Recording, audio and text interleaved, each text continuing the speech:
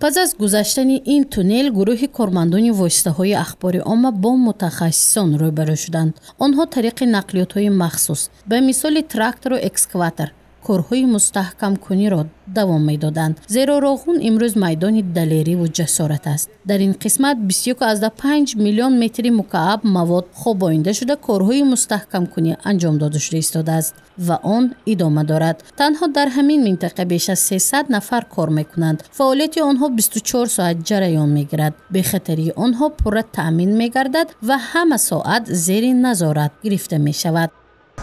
کارهای ساختمانی از جانب متخصصان بلندساحه تحت نظارت شبانه روزی قرار دارند و همه کارهایی که در این منطقه اجرا کرده میشوند تحت نظارت قرار دارند و موادهایی که در سربند خوابانده میشوند اینا قبت به قبت مواد شغل زمین 1 متر، موادهای فیلتر 60 سانتی متر و مواد گلخاک تا 30 سانتی متر غوصی داشته. از هر یک قبت خوابانده شده بعد از ایش کردن نمونه ها گرفته میشن و در حالت با طلبات های معیارها جوابگو بودن نمونه ها اجازت خواباندن مواد آینده از جانب متخصصان داده میشه. منطقه هایی که از نظر گذرانده میشه و در قسمت هایی که هست سنگ های آویزه از همه اینو تازه کرده میشد و چه خیلی که میبینید من سیتکای به خطری کشیده شدن که در حالت سنگریز شدن و یا بازداشت میشن و در هر یک منطقه با آگاه کنک سیگنال گذاشته شده است که در حالت یگان سنگریز شدن در آگاه میکنند باشه. بله کارهای فهماندهی گذرانده میشد، کارهای پرکتیک گذرانده میشد که در کدام حالت در کجا جمع شدن در کار من هست نشانه ها گذاشته شده.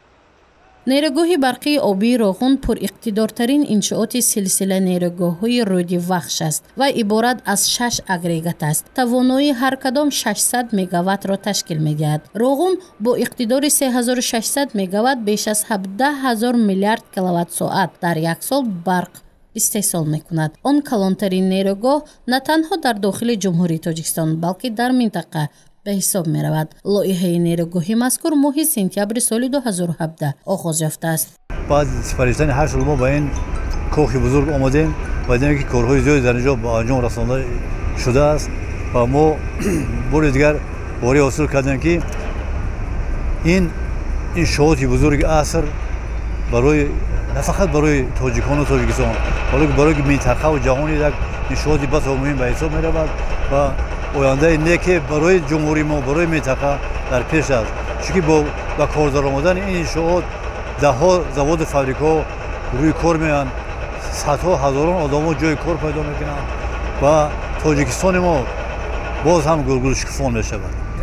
در انشاءات 19 عدد دستگاه الگازی 500 کیلووات و 4 عدد دستگاه الگازی 220 کیلووات که استحصال آلمان است نصب کرده شده است. حالا در این نیروگاه بیش از 22000 ساختمانچیان و مهندسان و دیگر کارمندان تکنیکی فعالیتی پرثمر دارند. گروه کارمندان واسطه‌های اخباری عامه به دفع بالای سربند نیز برآمدند.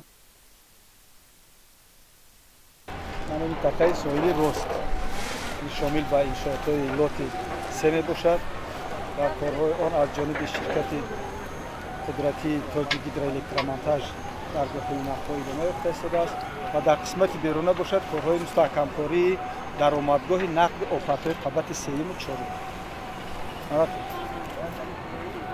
قسمتی که می‌بینید بیتون نقد آفت‌های قبت 4 مانده باشد. درازی نقد 1800 متر، قابلیت آبگذرانیش 3500 متر مکعب است. کارهای بیتون خوابانی نقدکنی پورا به انجام رسیده و این روزها کارها در منطقه بینای دروازه ها ادامه یافته است. پایانتر من جایی که آب مایلو است نقد آفت‌های قبت 3 این نقد پورا به استفاده داده شده این روزها فعالیت میکند و کارهای نقدکنی پورا به انجام رسیده بود. کارهای نقدکنی نقدهای آبرسان پورا به انجام رسیده و علاقه کارهای وصل نصب آهن فلزات متلسکر چه که میگم شروع کردن از قسمت افقی پایین و در قسمت های بالای کارهای سمنتاسیونی کارهای نقدکنی با مستحکم کاری در نقطه این مقطع در سطح چند متر хуб дар сатҳҳои хеле ки медан лоиҳаи нерӯҳои барқиё биёд уровень меган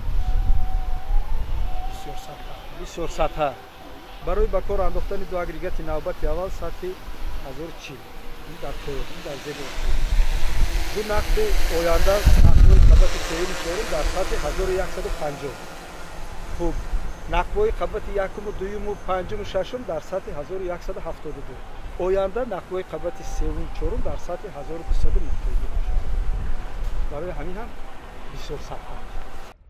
ҳоло дар болои сарбанд корҳои бетонхобонӣ барои мустаҳкам кардани нишебҳои кӯҳ, корҳои нақбканӣ, нақбҳои обрасон ва корҳои насбу васл идома дорад. нейрогоҳи барқии оби Роғун бисёр сатҳа аст. корҳои сохтмону васлкунӣ дар нейрогоҳи барқии оби Роғун бо ҷалби 70 ташкилоту муассиса, пудратчиёни номдори ватаниву хориҷӣ ва бо истифодаи 3600 мошину механизмҳо амалӣ гардида истодааст.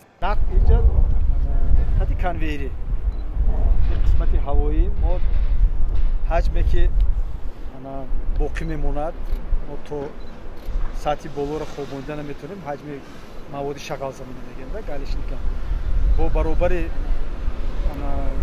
баланд бардоштани сарбанд обам биз баланд бардоштан мегӯем ва эҳтимолияти як ҳаҷми муайяни шағалзамин дар зери об монда нашаста барои ҳамин ҳам сохтагием дар қисмати поён аллакай майдончаҳо омодаи захира мекунем ва дар оянда бо аз ин қисмат мегирем мерем. ҳозир агар вақти хамидан нигоҳ кунед қисми поёнии сарбандам хати конвейери буровардагиш аз ҳамон конҳони амборҳо маводи шағалзамин омода дар қисми поёнии ҳамин сарбанд бо воситаи хати конвейери дар ҷо бункериёдо мерезанд белазо омодаистанд белазо хати кашонда дар минтақаҳои сарбанд хобонида мешавад. дар обанбори Роғун то имрӯз тақрибан 200 миллион метри мукааб об ҷамъ гардидааст. нақби ҳаводорон то меҳвари нақби амудии ҳаводорон 487.5 метр дарозӣ дошта, паҳноиаш ба 8 метр ва баландиаш 8.4 метр мерасад. дар оянда барои таъмин намудани ҳавои тоза ба бинои трансформаторҳо, толори мошинҳо ва берун кашидани чангу ғубор хизмат мерасонад. гузурши Мафнушкур ва Насим Раҳимов барои барномаи иттилоотии хабар.